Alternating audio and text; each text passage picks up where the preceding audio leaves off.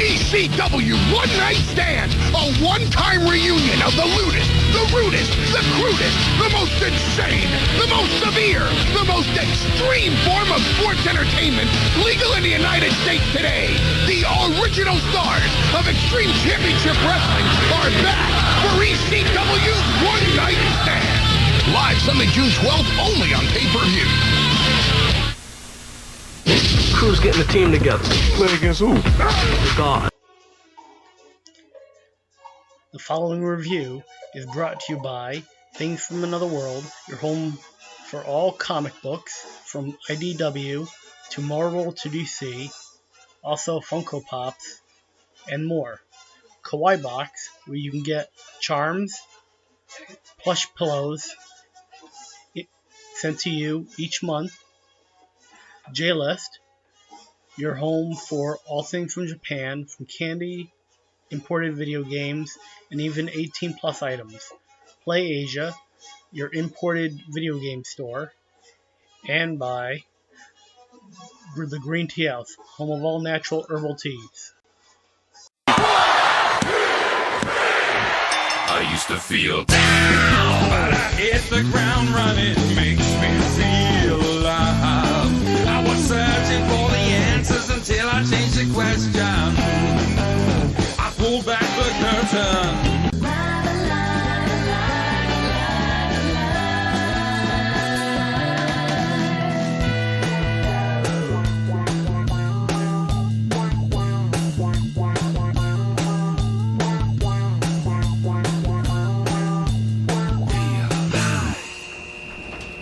Gentlemen, this next podcast is set for one all. With let's say a 60-minute time limit. Introducing first, I am the host of this series from SuperFancom, Retro Rick, and my guest at this time is Derrek Showtime. How you doing, man? Doing good. Well, I appreciate for allowing me to be on the show. Oh, no problem. How did you get into wrestling? What got you into it? Boy, I come from a family of a lot of uncles and cousins who grew up with their fathers and their grandfathers, watching wrestling, going to shows, Nice. and it started with me around the end of WCW. Ah, gotcha. My first match, ironically, was the peak of Goldberg. Hey, that's not bad. So imagine being 8 years old and your first match is seeing Hulk Hogan, Goldberg, every member of the NWO at that time, and Karl Malone with DDP. Oh, good. I love Karl Malone. He was something else, and Good. let's not forget Rodzilla. Oh yeah. So They were both really good workers. surprisingly, being that they were basketball players, Oh, yeah. I was surprised that they picked up on it so quickly. Well, Rodman was just a natural entertainer, Yeah. and Malone just always been athletic anyway. Oh yeah. Because yeah. weren't the Jazz really amazing at that time, like in 96, 97?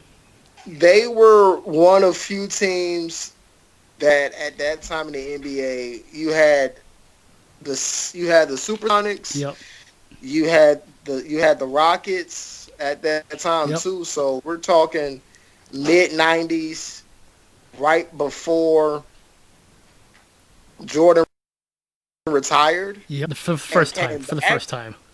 For the first time. So yeah, we're talking Portland, Lakers, post Magic when we dealing with once he came out that he had HIV. Yep. So I mean, that era was something else. See, my team were the Spurs. Because I love David Robinson. The Admiral, bad man, I love that man. bad man. But Yeah, I grew up with, like, my first wrestling memory was seeing The Undertaker debut. The year, believe it or not, that I was born, believe it or not, I was 3 months old in The Undertaker debuted in Survivor Series 1990. And ironically, thank God we have the WWE Network. I actually am studying the older Survivor Series, SummerSlams, Monday Night Wars, because for me, I grew up with it. Right. So to see The Undertaker in 1990, and I feel bad because let's think about this, Rick. All the Hall of Famers we got right now, right? Yep. WCW chewed up or did not respect a lot of those guys. Yeah. From Edge to, ironically, RVD. A lot of people don't know this. RVD debuted in WCW. Oh, yeah. Well, Sabu was in WCW for like a week. Exactly, because his style was so raw. Yeah. I'm watching the early days of ECW too, so I mean, I'm just now immersing myself in that, so since we're talking about since we're ECW gonna be, One Night Stand from 2005, we're dealing with still kind of a Attitude Era post invasion. Yeah. And this is like the early aughts, so it's like no actual, like, the promotions have really come out. I think ROH was just starting, and NWA TNA haven't begun yet. Well, actually, no. Were they doing the weekly shows? Might be right on Ring of Honor. I'm just now following them, but believe it or not, Impact TNA started in 2002. That's right. So this is not even, 12 months after WCW was bought out by AOL and Time Warner. They started immediately. Yeah. And for those who, I don't know if you'll recommend it, but for those who were wondering where a lot of the current and a lot of the ruthless aggression Attitude Divas came from, I recommend watching WCW Thunder and Nitro on the WWE Network from 1999. Oh, yeah. Because a lot of good stars came out in, like, that were never really picked up or seen, like Kid Romeo. I don't even know Kid Romeo, but I could say, looking at WCW Thunder and WCW Nitro from 99 to 2000, I mean, let's be honest, Shane Helms. Oh, God, yeah. I love that kid. And Shannon Moore, ironically, Stacy Keibler. Yeah. Tori Wilson. I mean, they had so much talent. They did. And WCW didn't know what to do with it. I feel, oh, God. Yeah. Okay, let's get into this pay-per-view. Have you ever seen it before, like, I asked you to be on? Well, I guess I'm dabbing into the ECW library now. But Gotcha. what I will say is I probably have seen snippets of it from watching the replays of SmackDown and Raw at that time. Probably, and my memory might be a little bit sketchy, but I know they did do it in 2006 and in 2007, and I believe 2008. Yeah, I think that was 2008 was their last year.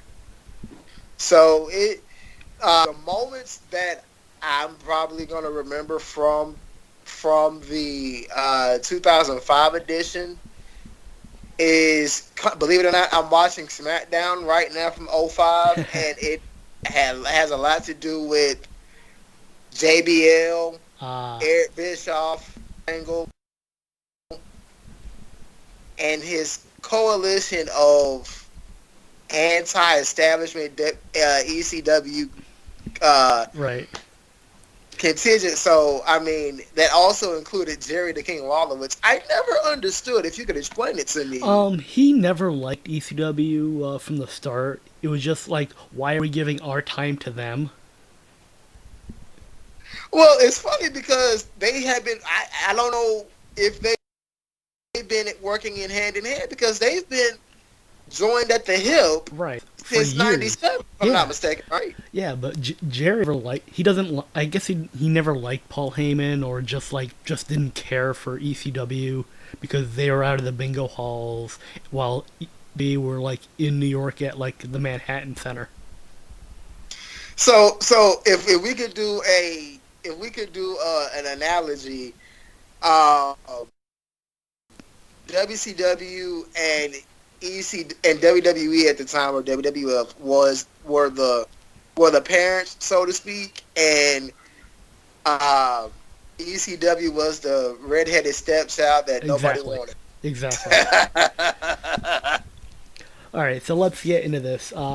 Show opens. Out comes Joey Styles. He does his "Oh my God" deal. Crowd goes nuts. We get he introduces Mick Foley as his play-by-play announcer for the night, and I'm already because I'm not a Foley fan. Really? I mean, he's enjoyable, but in small doses for me. Now, is this Mick Foley himself, or is it Mick Foley as Mankind? Just in general.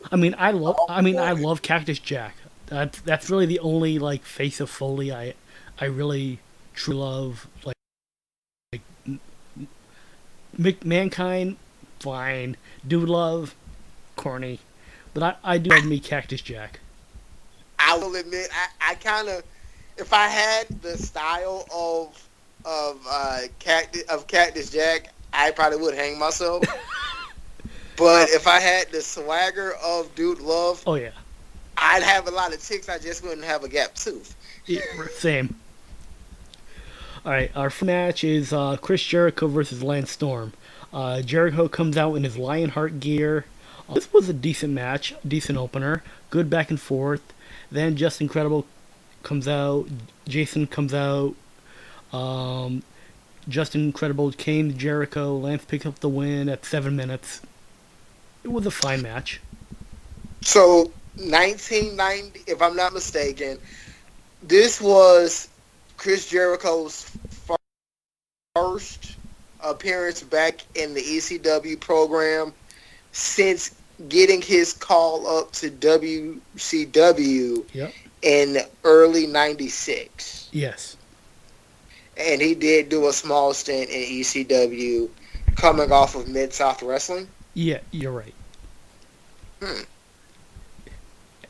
And I did I liked Jericho in ECW, but I loved him more in WCW because heel Jericho in WCW was golden. Oh man, he was a prima donna douchebag. Oh god, yes. Then we get Lance Storm, who's just the same anywhere he goes. Straight, serious. Can I be serious for a minute? Yep. So stoic. You couldn't crack a smile on him if you crack a joke on him. Yep. Then we get Just Incredible, who's actually one of the nicest guys I've ever met. Really? Oh yeah. Great guy. And this is the same Just Incredible who in the new generation era of WWE was known as Max Moon, correct? No, Aldo Montoya. Close. Aldo, of course, the guy with the sports supporter over his head. Yes. How did he even get a gimmick like that? Come on, man. Yeah, he went from Smoky Mountain to WWF. Well, and then Jason, who always a ECW mainstay, a guy who actually trained me for a little bit. Yeah. But Just Incredible's a cool guy. I talk to him every once in a blue moon on Twitter. But this match was pretty good. I give it 3 stars. Good opener. Okay. I would agree with 3 if they work well before and they know each other's styles. Oh yeah. And I would agree with a 3-star following on that matchup. Yep. Then we go to Pitbull Gary Wolf, who introduces a video package of all the ECW alum who passed away, like Fly Baraka Rock, Terry Gordy, Mike Lockwood, aka Crash Holly. He was a ECW. Was he a ECW original? Apparently so. I have no memory of Crash Holly in ECW. But then I never really fully paid attention to anything ECW did. I got into ECW maybe 97, 98. So that's where the video library they do have it on the WWE network where they have ECW wrestling and then Hardcore TV. Yeah. So for me to understand where ECW had its apex and its peak, I have to study where they kind of follow WCW and Monday Night Raw to kind of be that traditional wrestling company that went from Eastern Championship Wrestling and somehow they ventured into Extreme World. Yeah. On the network, they have The Rise and Fall of ECW. It's actually a good documentary. Yeah, they on the network do. And I actually did take a look at it, and I was like, wow. Oh, yeah. All the money that Paul Heyman forked out, and for him to be to not have the financial backing of anybody rich and famous, like say Donald Trump. Yeah. I am surprised he was able to get it off the ground as much as he did. Right. But we also got the original Sheik, Mike Lazowski, whoever that was, Pitbull Anthony Duran, Big Dick Dudley, who the Dudley Boys actually hated. Oh, Big Dick what a name. And Chris Candido, who passed away that month. Oh, wow. Chris Candido, a.k.a. one of the Body Donnas. Body Donnas, correct? Yeah. Funny story about Candido. I met him in Jersey one year, which I also met Sonny, and they were the nicest people ever to me. Wow! As much as people are hearing about her now, she is ripping people like this. Damn. Yeah, she's done. But Chris Candido and Sonny were two of the coolest people I met. When I used to go to indie shows a lot back in the early aughts. After that, we get Little Guido with the FBI. Full blood at a time. Yep. They made their way to WWE, and maybe you can help me out. Johnny the Bull.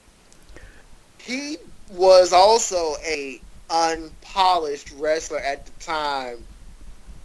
Yeah, Johnny was when he was in WCW, correct? Yes, he was part of the he was from the Mamalukes with yeah. Yeah. What and I actually watched that episode where I heard Scott Hudson ask that question, and they turned to Tony Schiavone, who ironically is that an Italian name? No, it's not. Ha! Me being Italian, I know. And what is a Mamaluke anyway? Mamaluke is basically a Goomba, a friend.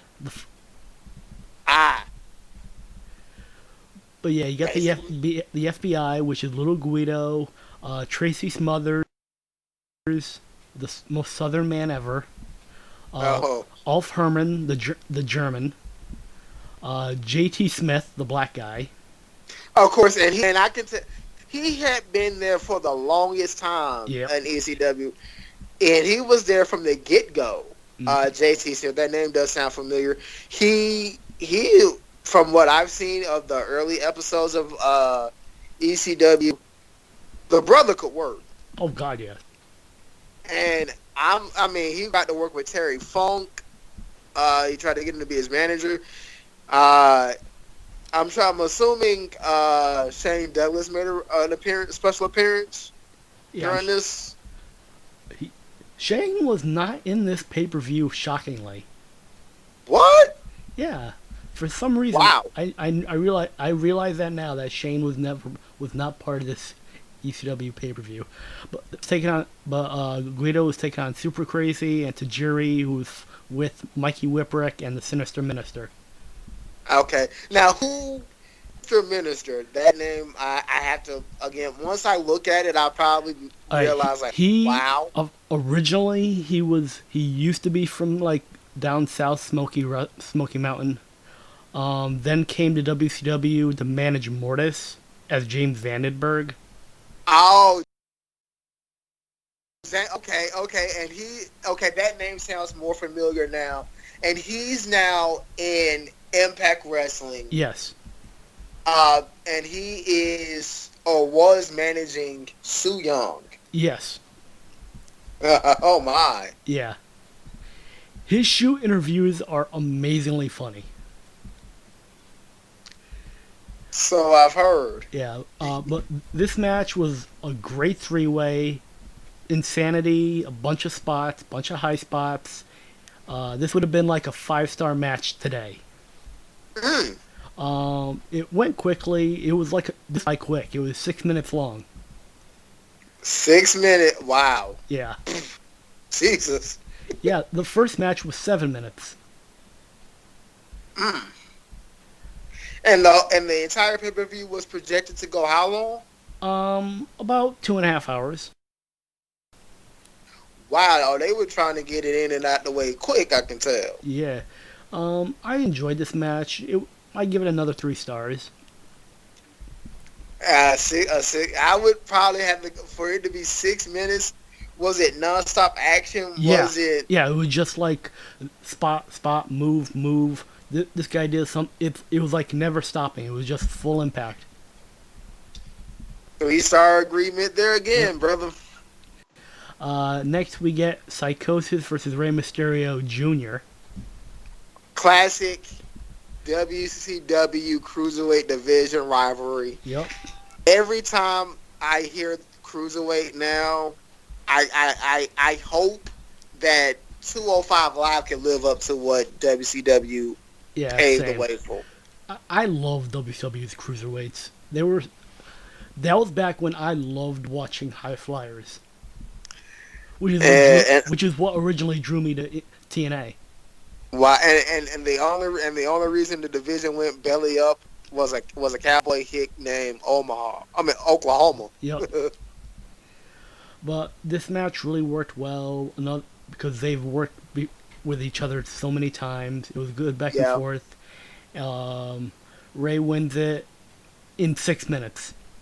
So, wow. Yeah. Now, did he get who got the biggest pop? Rey Mysterio. It was Ray. Really? Yeah. Psychosis did get a good reaction until he took his mask off. And because he always was working without a mask in WWE. Well, of course, but he never did a mask versus hair match, if I'm not mistaken, in WCW. Yep. And once he lost the mask, he actually worked without a mask and toward the end of WCW as well. So yeah. I guess he just was like, okay, I've had my run with a mask. Let's just roll with not everybody seeing my face now. Yep. Then we get, I'm going to give this match a 3.5 because it was really well paced, good back and forth. 3.5, I would agree with that as well.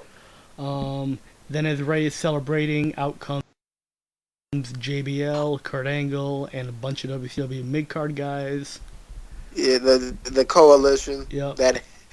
that hated everything about that brand. Yep. Imagine that today. That'd be wild. An invasion of AEW or Impact Wrestling to WWE. Yeah. as yeah, they're coming out, all the fans are chanting "Fuck you, SmackDown," and JBL is just tearing into the fans and just ECW in general. It's funny today because I follow JBL on Instagram and on Twitter, Same. and he's down to earth. I can tell, even though he is living that New York lifestyle, brother very smart, and he actually I think I made the anniversary of ECW's One Night Stand 2005 on his Twitter account. Nice. And he mentioned that was the best time of his career. He was to him he was the most popular person in the building. Yeah, he was. Yeah, and after during JBL's little interview tirade against the fans, out comes RVD for the longest promo I have ever heard. Oh my god. Oh man, and RVD, the way he was in ECW. Oh jeez. Believe it or not, I see why he was so popular in ECW. Oh yeah. Now that he's doing the version that he got popular with in Impact Wrestling right now, having the hottie manager and chilling in a hot tub and doing 420 24/7. Yeah. I see it now. Brother's still going strong. I mean, I used to love RVD. He was like one of my favorites to watch. He held the TV title for almost 2 years before he got injured. Oh man. Yeah. That style, I knew that style was going to catch up to him sooner or later. Oh yeah. Broke his ankle, and then he had to give the title to Rhino. Oh man. But RVD just cuts one of the longest. This is like the longest bit in the whole show. It was like a 10-minute promo about like how much he loved ECW, how great the fans were, RVD 420, and then he got his manager Fonzie with him, who just like doing his Fonzie deal with just blowing the whistle and stuff. Yeah, Fonzie. Out comes Rhino, then out comes Sabu for the next match, which is Rhino versus Sabu. Oh yeah, the crazy devil that was Sabu.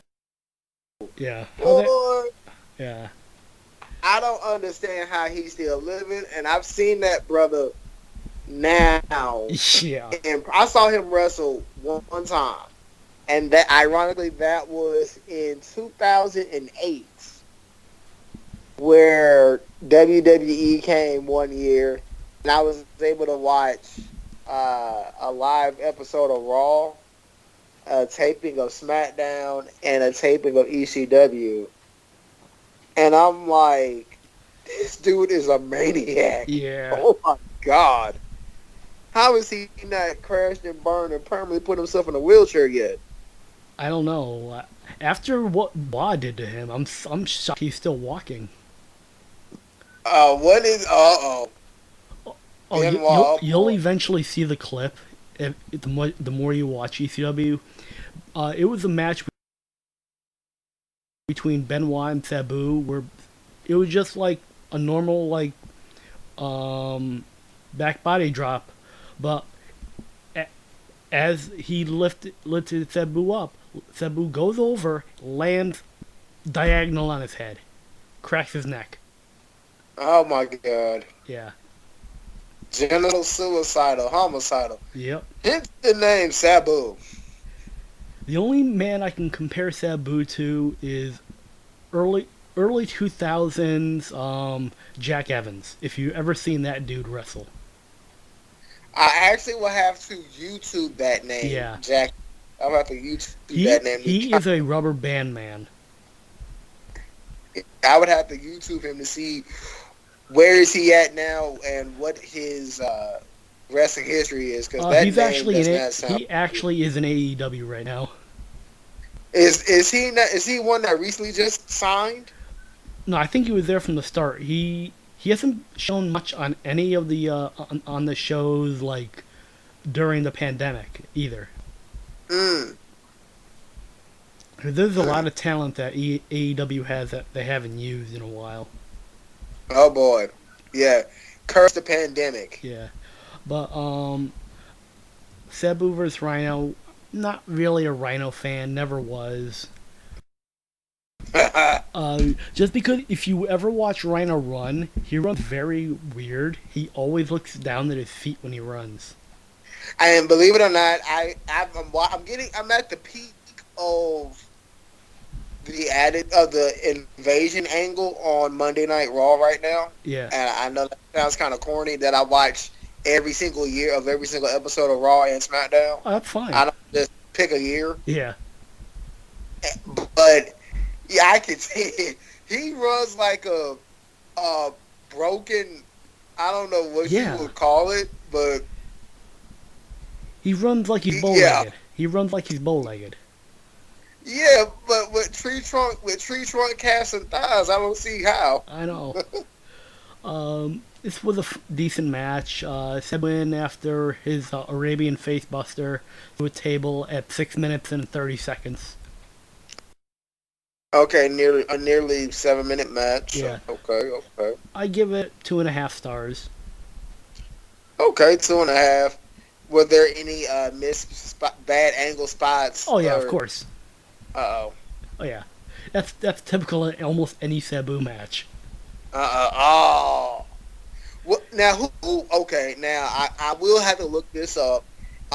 From what I have looked up on ECW's library on the network, it looked me up to this point. I mean, I'm still in the library year of '93. It looks to me that Sabu had good chemistry with the Tasmaniac. Oh God, and yes. who we now know to be Taz, which I knew that was his official name. Yeah, Taz with hair is the most jarring thing you'll ever see. Yeah, he wrestled barefoot, nonetheless. Yeah. After that match, we go to Al Snow, who's talking to Head, which is always fun. Oh, Head. You know, I gotta admit, Al Snow talking to Head, he made a lot of beauty shops a lot of money. Oh God, yeah. That. He made a lot of money for beauty shops doing that, and I'm sure he had a psychiatrist on standby. Yeah. Ready to go. Plus, he had one of the most coolest themes ever, which was Prodigy "Smack My Bitch Up." Oh boy. Oh yeah. Then we go to the arena again. Out comes Bischoff with the Raw team, Magic Christian. Now I am surprised, Christian, being that he worked with the Alliance angle just 4 years prior. What he had against ECW. He was just there just because big name on Raw, so he came.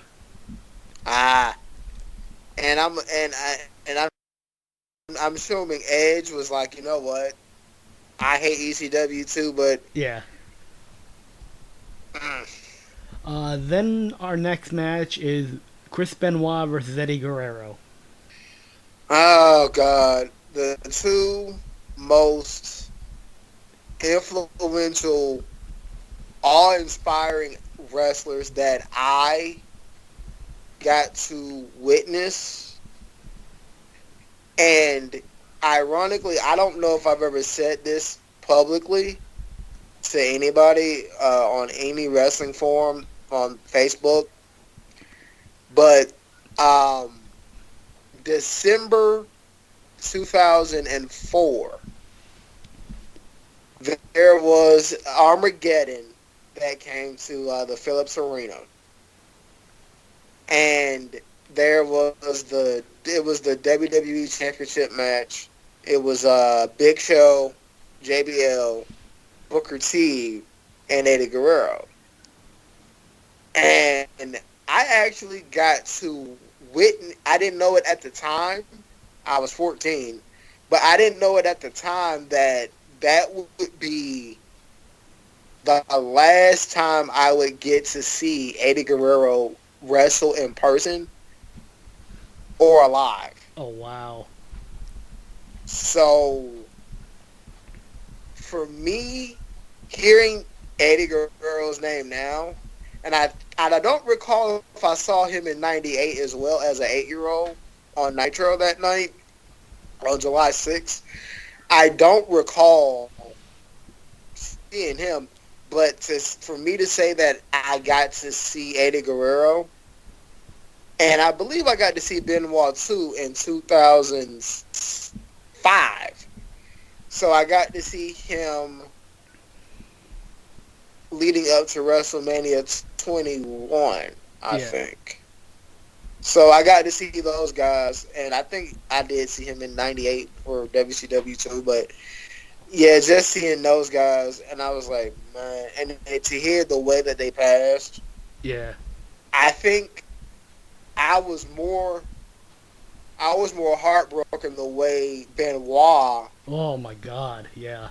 I mean, and for me to hear the details of that, and for me to be a guy that did not have a father figure too much, that to this day, and I think it's been 13 years At least, yeah. now, I still have goosebumps about Father's Day. His passing, along with my not having a significant father role for a long time, gives me goosebumps for the month of June. Understandable. But Benoit in '96 WCW might have been. I mean Eddie Guerrero in 2000. You said '96 WCW. I think not. Well, '98 because '98 they were both in WCW. Yeah, that might be Eddie Guerrero when he did the Latino World Order. Yeah, I think I remember seeing him there. I actually I haven't took the time to rewatch that episode that I was at. Believe it or not, I'm on the WWE Network more times than I can count. I saw Eddie in WCW that one time the Nitro came up here to me. That was like formation of the LWO where Eddie spills the coffee on him and leaves. Of course, I saw that episode. It was that blow me to Eric Bischoff. Yep. You're putting everybody underneath the NWO. Yep, and also that was the same night Warrior debuted. Oh man, which was a fun night. Now I never got to see the Ultimate Warrior at all. Me neither. That was the first time ever I saw Warrior live. Wow, and he looked like he was in great shape. Yeah. I don't know what he was doing, but he looks like he didn't age. That's my point. Yeah. Because I remember for like years there was the rumor of two Warriors. There's two guys who are doing the Ultimate Warrior gimmick. Yeah. I believed it. Oh, wow. But yeah, this match was like very solid. Both guys did well. However, you could tell Eddie didn't really have it in him in this match. And story goes that after the match, Benoit yelled at Eddie for calling him lazy in the ring. Because it did kind of suffer a little bit. Because Eddie just like wandered out to the floor and just like was wandering around for a bit. Was that also possibly, because I'm looking at Eddie Guerrero now, at like leading up to him winning the WWE title, and then him going through that whole JBL Rey Mysterio angle. Yeah. Was he not using Prince enhancing drugs at that time? Yeah.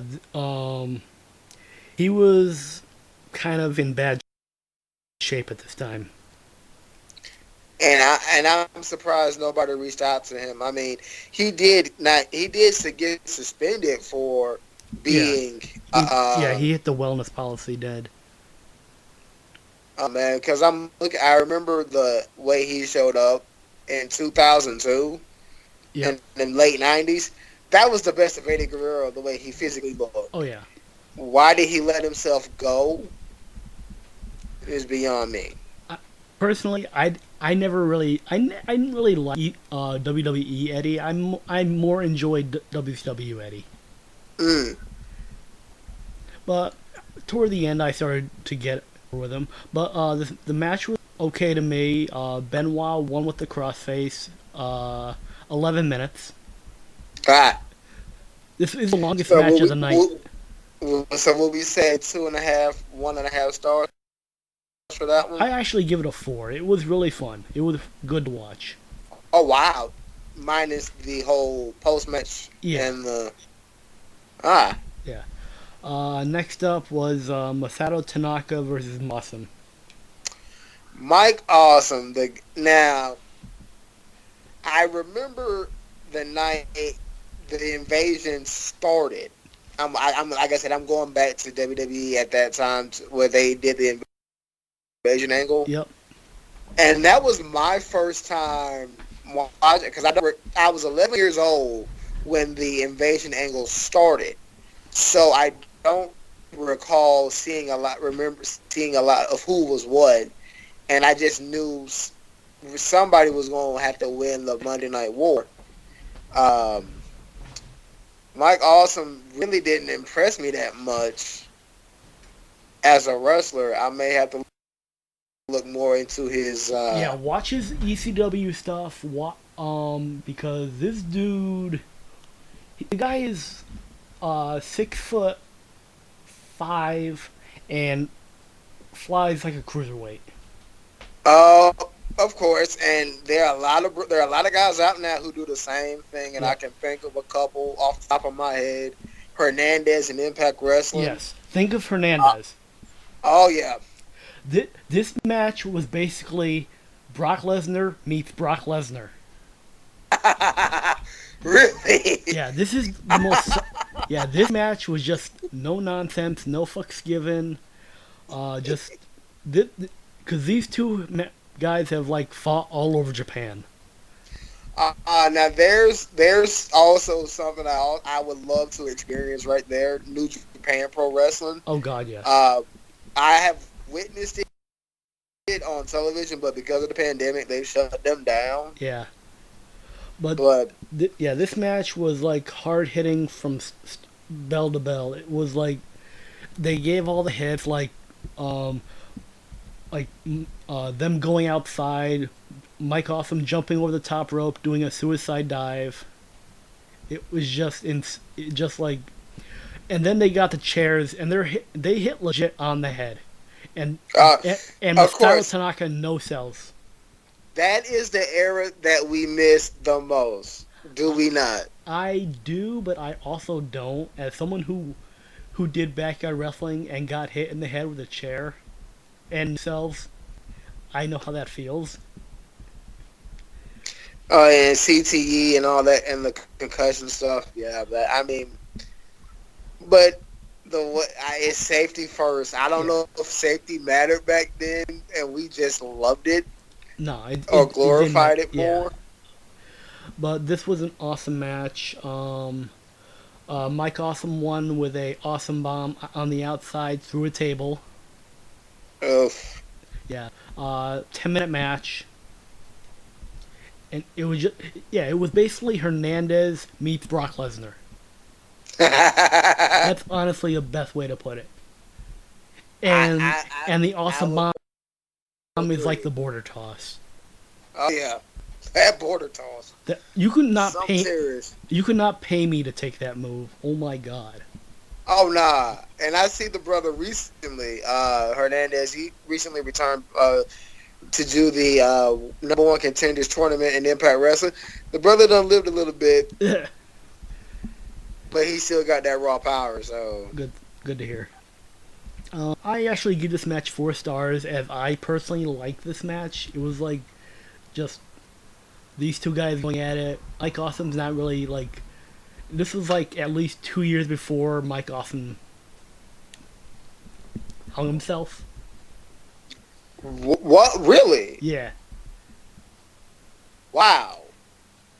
I'm wondering what led to that, and I didn't. And we may have to backtrack a little bit. You mentioned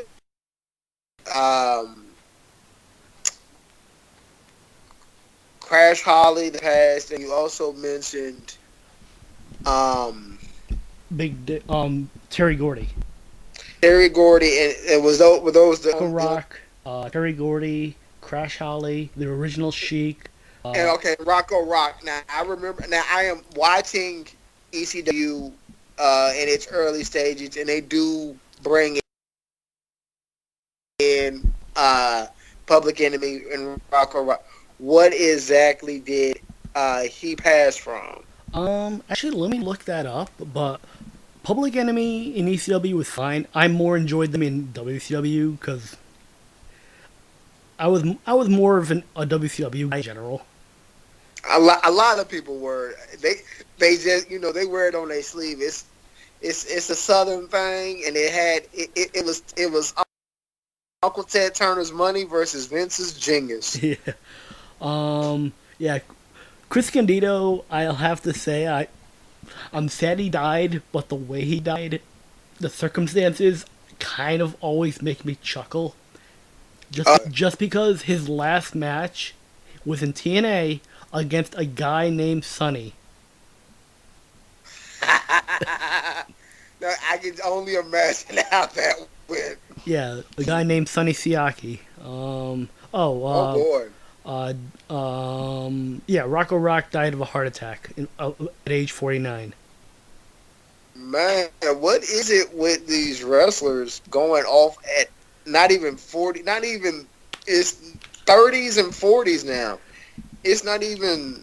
A lot of it was drugs, because ECW was a party. ECW was basically a party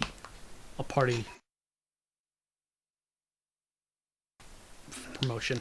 You can get away with anything. Oh, man. Yeah, just look up, like, shoot interviews with New Jack. Oh, New Jack. Lord have mercy. I met New Jack. That dude is scary. I can tell. I'm surprised he ain't been locked up in a straitjacket somewhere. I mean, he's done, like, so many, like, times in prison. Yeah, they should have his plaque bronze somewhere, right? Yeah. And there was that time he tried out for WWE. Yeah, he was like there for like 5 minutes. He goes, "Fuck you! I don't have to try out for you guys. If you don't know who I am, then fuck." Oh Lord! Why? And I guess because of where you work, you would think everybody, the talent bookers, will look at you and say, "Oh, we can bring this guy in." And I guess a lot of folk didn't see it that way. I mean, if you watch New Jack, he can't wrestle. But he can brawl. Oh God, yes. The only reason I like New Jack is that's how I learned all the lyrics to Natural Born Killers. Because hip hop wins again. Yes, because that's all that would play. They would play the entire song during his matches. Oh man. On a loop. So as long as the match was, that's how long the song would go.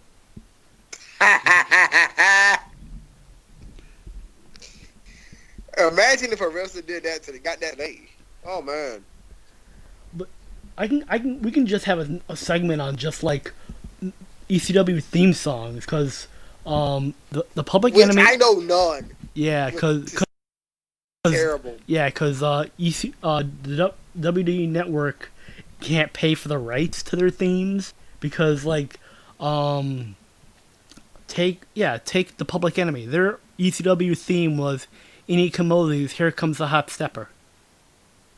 Oh, I love that song, and I actually have that song on a Spotify playlist. Nice.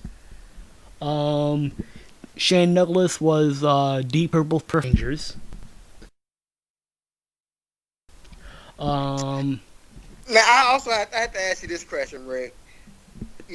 So we'll say Shane Douglas, since you just brought him up. He's worked in all three promotions. Yes. WCW, ECW, Even WWE. TNA. He even worked TNA. Is that right? Oh yeah. First he started as a wrestler, then became a manager, and then a backstage announcer. Okay, and I think I remember those days where they were a 30-minute program. Yeah. And they were shown almost every day after school for me on a sports channel.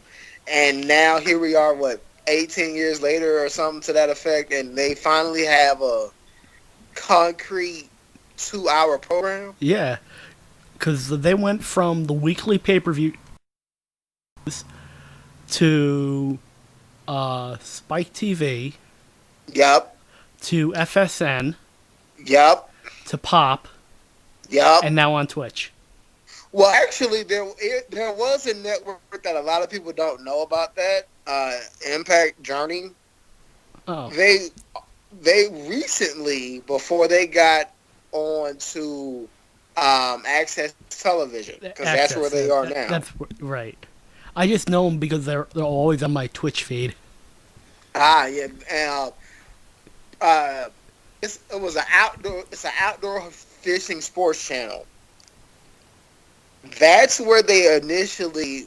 I followed them everywhere they've gone on television, and they've changed more days and times. Yeah. Than Donald Trump has a solution for all the problems we got right now. Yeah. Which is, I always use the joke that in the future year of 3025, humankind will be destroyed, and you'll hear talks of, hey, I hear Impact is pretty good this time. Because they can't die. They're always around in some way. I mean, and I don't even know who owns that company right now. I mean, I don't know either.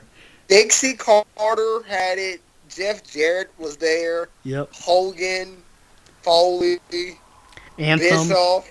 Anthem, that owl. Yeah. I don't know how they. I mean, God, I wish I could answer that. And at one point, they were doing shows from the Impact Zone, which is Florida, which is the old Nickelodeon Guts Arena. Yeah. Oh yeah. Oh yeah. Yeah. Because I know that because I was there for a live taping of one of their pay-per-views. Oh man. Which was free to get in. Lucky you. Yeah, it was Final Sacrifice 2006. Oh man, it's you know what the irony of that is? I don't know if I don't know if people pay attention to that time period of 05-07. I was in high school the year that I got to do my first and only Impact Wrestling pay-per-view. Nice. And ironically, one of my high school alumni is NFL former Pac-Man Jones. Oh, nice. Yes, Westlake High School, Atlanta, Georgia, produced a lot of big boys. And he had got suspended for an entire season for off-the-field issues. And he wanted to do something. And I didn't realize how tight he was with other people. But he was cool with R-Truth. Right. And he actually had a match at the Civic Center in Gwinnett. And I actually drove up there, and boy, the brother went for the entire duration of that match. I like Pac-Man Jones in TNA. He was fun. His theme was amazing. I wonder what he's doing now. He could. He probably could still. He probably could sign back up with Impact Wrestling. They need some star power anyway. Yeah, that was. Pac-Man Jones, R-Truth, and like Xavier Woods was like around that time. Yeah, Constance Creed. God, how old is he now? I mean, I didn't realize that night either that he was in Impact Wrestling at that time period, and then he ventured into WWE. Yep. Ended up working with Brodus Clay and the Fugadactyls. Yep. Oh man, I wonder what Adrian's doing now because they kept the right one apparently. Yeah, they did. But let's see. After Tanaka and Awesome, Paul Heyman comes out, thanks everyone. Then is taunted by JBL, who's up in the stands, and Paul goes and says the famous line of, "The only reason you're WWE champion is because Triple H don't want to work on Tuesdays." Ha! Now, I will have to look at that. I'm gonna look at that. What exactly did he mean? Because Triple H was on Raw, JBL's on SmackDown. Triple H has, since the brand split, never worked for SmackDown. He only was on Raw. Well, okay. So we're talking the second WWE draft brand split, not the 2002 brand split. Yeah, the only reason you were WWE champion for a year is because Triple H didn't want to work Tuesdays. Oh, savage. Yeah. Then we go to our main event, which was the Dudleys versus Dreamer and Sandman. Oh my! Get the tables, crack open a 12-pack, and Singapore cave. This match for me was just a mess because I'm not a Tommy Dreamer fan. Never was. And he's still going strong in Impact Wrestling now. Yeah. This match was very ECW, very early 2000s hardcore match.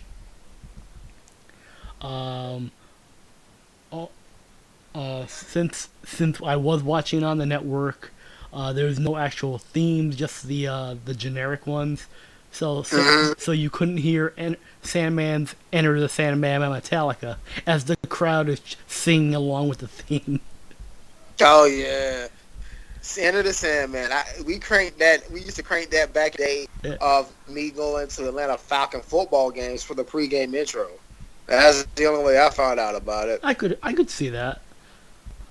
Now, as someone who's never followed the Atlanta Falcons, because I'm from the Northeast, however, I always liked my teams in the 90s were like the 49ers, the Cowboys, and later on the Ravens.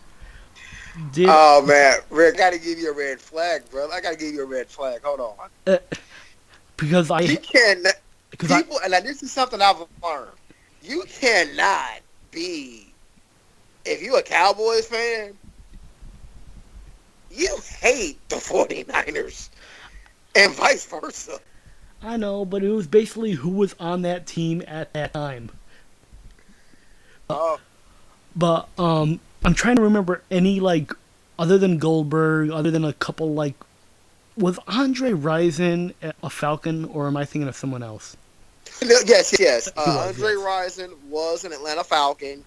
He was a part of that Too Legit crew. That's right. That gave the Falcons their first playoff victory in God knows how long. And he also was known for dating the late, great Lisa Left Eye Lopez. Yep, she burned his house down. Yes. And The 90s of sports were amazing. Golden era, just like the stock market. Yep. Back to the show. We're getting ready for the match. Both men are giving each other fist bumps. Then out comes the BWO, the Blue World Order. And I finally understood. I didn't even know that was a faction at the time. Yeah. And I finally saw them on an episode. I just finished watching it before I stepped out for the day. Stevie Richards, that group. Yep. Hollywood. SmackDown. Yep. Big Stevie Richards, Big Stevie Cool. Yep. Nova, Hollywood Nova. And the blue guy, Blue Meanie. The Blue Meanie. Now, I have to be legitimately honest. When we so that means we had 4 factions of New World Order type groups. Yes. The Latino World Order, I totally understood that one. Yes. You're giving the Latinos a voice in Right. pro wrestling. The Red and Black Wolfpack Attack. Yep. They were cool, and they had the swagger. And a great theme song. Yes, a better theme song. God, yeah. If I had to pick a choice, I'm rocking that one. And then the original boys, the Black and White. Yeah. Now I gotta admit, I actually look back at that night in 1996, and I gotta admit that was, and now that I look back at it, that was the day I said Hulk Hogan just threw away everything that he stood for. You spat at everything that you tell kids to do. Yup. Shame on you. But it was such a... But you also had the NWO hand. Now, that was with a former colleague of Sonny Ono's. Yep, Masahiro Chono. Yep. And the Sting. Now, how did they cook that up? That was amazing. Oh my god. Because if you need to watch like that whole ramp up, like that whole... Because they implant like Sting's doing his crow gimmick. Right. They're trying to Sting to join a side. Pick a side. He's a loner. Yep. He feels abandoned. Yep. Then there's like one segment out in the parking lot one Nitro, where it's Teddy DiBiase talking to someone who's talking. And that someone was Luger. Yes. I've actually watched Lex Luger trying to figure out where Sting was. Yep. Then cut. And he got jumped. Yep. Then cut to War Games. Kevin. Yeah. Where we got the NWO versus WCW and Sting's the wild card. Right, and he shows up that All Brawl 96. Yep. And he makes his point loud and clear. Yep. Then we find out there's 2 Stings. Oh, yeah. He literally dogged the brakes off of the fake Sting. Brakes off of him. But the BWO comes out. They say, we have 3 words for you. We're taking over. Kick Sandman. Stevie kicks Dreamer. Then out comes Kid Cash, who I personally don't like. Because I was at a indie show. He was there. He spilled beer on me. Oh, he was a heel, wasn't he? No, he just like he did it by accident though, because he was actually drinking it, and someone like pushed him, and he like threw his cup back, and it spilled on me. Oh, man, that'd be a perfect way to, like, I'm sorry, man, let me buy you a beer. Share a beer with him, man. But there's no ECW guy I hate more than Chris Candido. Steve, Steve Corino. See, Karina. Now, we'll get back to him in a second, but did we not get any honorable? Do we have any honorable mentions on ECW's One Night Stand from '05, like Dean Malenko? No, he was talked about, but never like shown or brought up. Wow. Because I do see on the Library Network they do have a video of him doing work in ECW. Oh yeah. Along with Chris Jericho and. I mean, they probably showed him like during like one of the highlight specials, but never really. They didn't really talk about him. He just kind of like did matches, the few with Eddie, and then like in like maybe in like 6 months he was in WWE. Money talked. Yep. Let's see, where was I? But yeah, what's his name? Steve Corino. So another indie show I was at. I just got a autograph. Superfly Jimmy Snuka. Superfly. Yes. I'm like wandering around.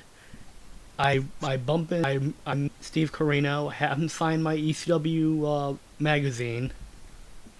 And like in on the side of me, I notice his kid, because Corino has a kid, Colby Corino, who's now I think in ROH. Okay. So. And his kid at this time is maybe like 5. Okay, so he's probably 20 years old now. Yeah. So he's doing like things like super kicks and stuff. I'm bantering with Steve Carell, getting him to sign my book, and all of a sudden, Colby kicks me in the back of the knee. Oh, jeez. I'm like, but I sell it. I go down, but then I go back up.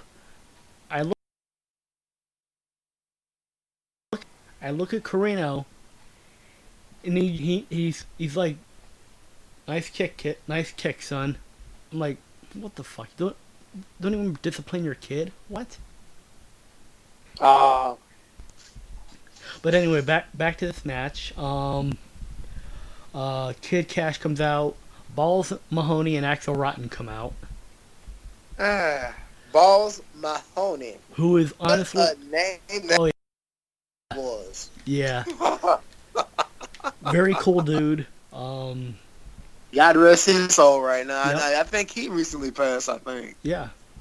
Very chill guy. I met him because back when I said I was trained by Jason, I used to hang out with him and his ex-wife.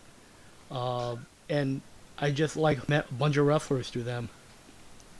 So the BWO goes away. Then we finally start the match. Like I said, just a bunch of hardcore spots. Bubba Ray and Tommy Dreamer use a cheese grater on each other. Oh, yeah, not the grapefruits. Yep. Not though. The Impact players return, which was Justin Cole and Lance Storm, along with Francine, who comes out.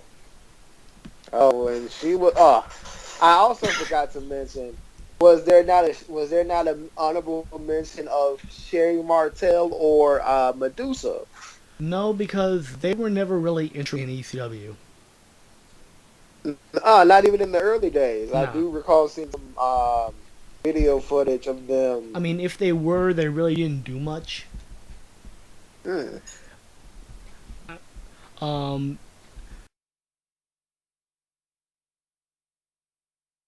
But they're beating down Fat Ass Dreamer. Yeah.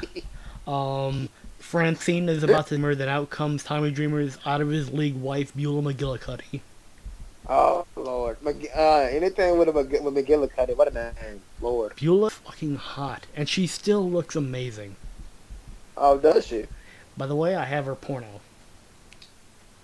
Oh boy. Yeah. Pornhub.com, right? And this was back like maybe, I want to say early 2000s, so still Okay. good shit. And it's called Daydreaming with Amanda Day. Oh boy. Yeah. So basically, Beulah and Francine fight. We get into a cat fight, or as Joey screams, cat fight, cat fight. God, That's- don't we miss those days? Sometimes, yes. Because, I mean, I respect the women's revolution right now, but for the... Every once in a while, you just want to see women go at it. I mean, for the young brothers that are coming up now, they want to know what it's like to see a cat fight. Not a hood fight, but a cat fight. Yeah. Then comes Spike Dudley. Little Spike. Yep. Man, the runt of the Dudley litter. What is he up to these days? English teacher.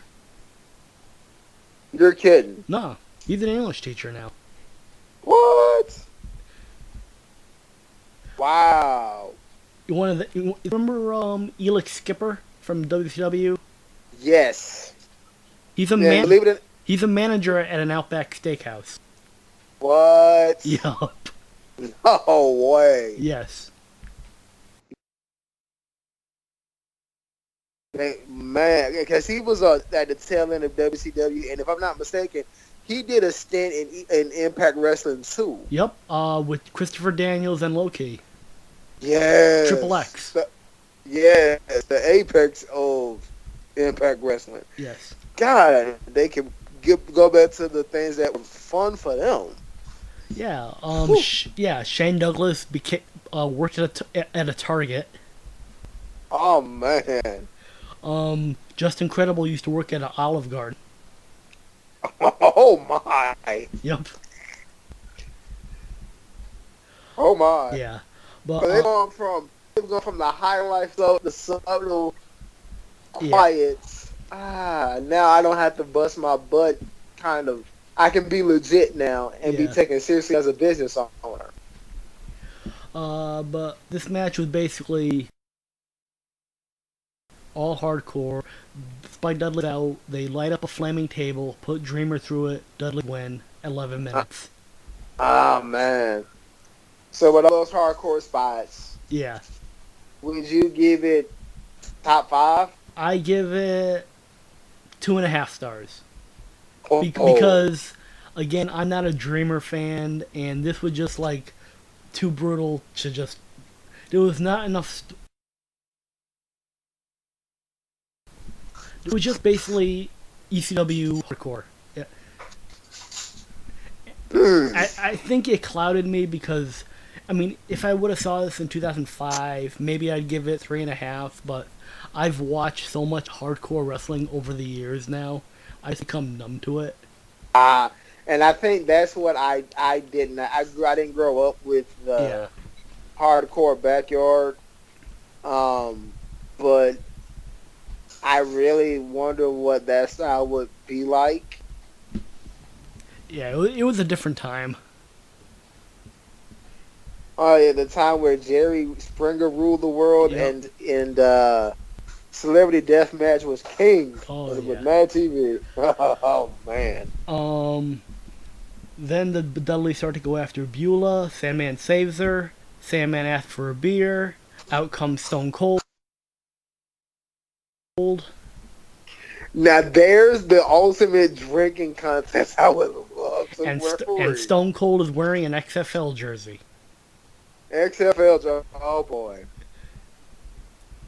Yeah. Oh my. Everyone comes down. You can see JBL open up Meanie, busting him open. Because JBL hated Blue Meanie. And Blue Meanie got his revenge the next week on SmackDown. Yep. Then they get Eric Bischoff, who's decided to go on commentary with Joey Styles and Foley. Austin tells Foley to grab Eric, bring him to ring. Oh no. Everyone's their finisher on Eric. Ah. And I admit, Eric Bischoff being a former karate tournament fighting champion, he knew how to sell. Oh god, yeah. He knew how to sell. Okay, let's see. Favorite wrestler of the night? I'm gonna give it to Jersey. Okay. Of those names that I recall and that I actually do remember, I think I'm gonna go with Sabu. Okay. Least favorite? Tommy Dreamer. Oh my. And I'm just gonna go with being a spectator. I'm gonna have to go with JBL. Fair. My favorite match was Awesome and Tanaka. I'm gonna go with one of your hardcore spot matches, and I think I'll take that Dudley Dreamer match. Okay. Which was actually my least favorite match. Was the main event. Oh wow. Yeah. It's something for me. I guess I'm trying to visualize it until I actually take the time to sit down and watch it on the network. Something about a flaming table and that crowd. Oh, they just doused that table with lighter fluid. It's just something about a flaming table. Oh yeah, watching a flaming table live is kind of amazing, though. Let's see. Favorite moment? I have to go with basically a tie between JBL shitting on the fans and Eric Bischoff taking everyone's finisher. Oh my. Oh man. I'm thinking I'll go with that 10-minute promo you mentioned of RVD. Because RVD's promo is my least favorite moment of the show. Because that felt like it would never end. So, on a scale of negative 5 stars to positive 5 stars, I think I'm going to give this show 3.5. 3.5. Okay. Like I said, I'll have to look at and what we're focusing. Probably 4. That's going silent scene. I think.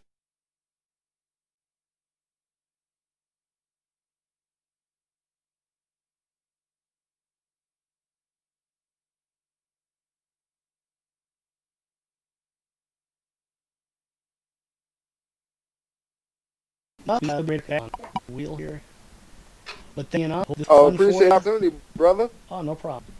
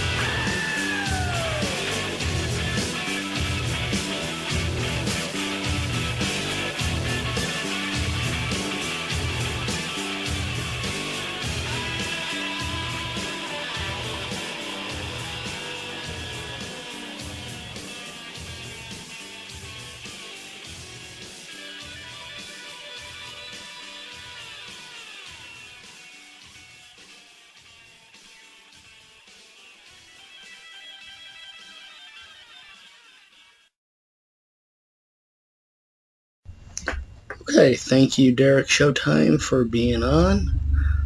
We now go to the wheel to see what the next episode is.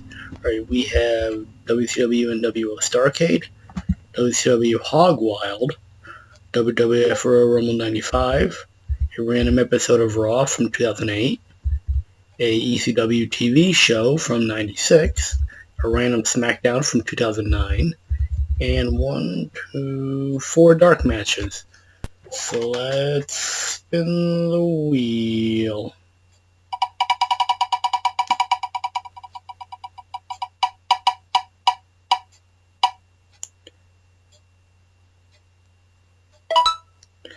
It lands on Dark Match 3, which is Women of Wrestling Unleashed. Wow. Okay. So join me next time, and whoever joins me, for Women of Wrestling's first pay-per-view, Unleashed, from 2001. The other dark matches were TNA Hardcore Justice, OVW from 2005, Evolve 146, and an FCW show from 2008. So join me next time on Have You Seen Any Good Wrestling Lately? Night.